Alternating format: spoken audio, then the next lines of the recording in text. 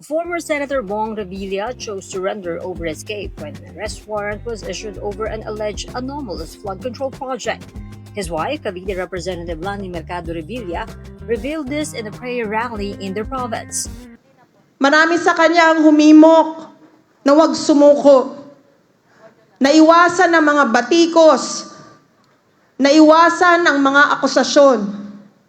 Marami ang nag-udyok sa kanya na magtago. Ngunit hinarap ni Bong ng taas noo at buong tapang, sumuko sa otoridad. Hinarap niya sa kabila ng sakit at malaking sakripisyo. Sinuko niya ang kanyang dignidad pagkat buo sa kanyang loob na wala siyang kasalanan. Naniniwala siya na kakampi niya ang katotohanan. Revilla surrendered to authorities in January after an arrest warrant was issued in connection with the alleged 92.8 million ghost flood control project in Pandi, Bulacan. Revilla, facing malversation charges, is currently detained at the Quezon City Jail.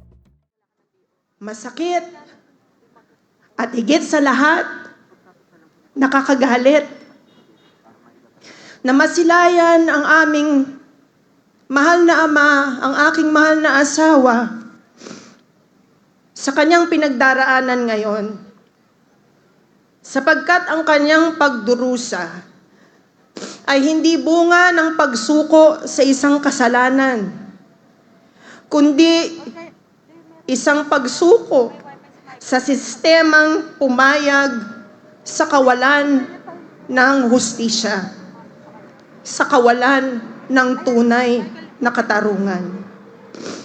Kung saan ang inosente ay pinipiit at binubusalan. Representative Lani added that she and the family are drawing strength from prayers and supporters that truth and justice will prevail.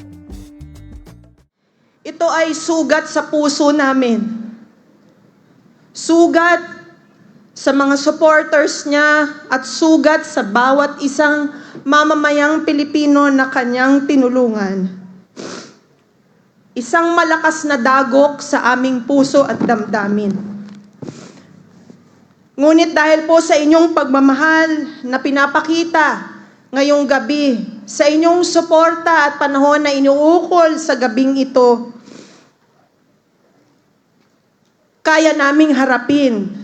kayang harapin ni Senator Bong Revilla ang patuloy na pagpukol ng mga maling akusasyon laban sa kanya.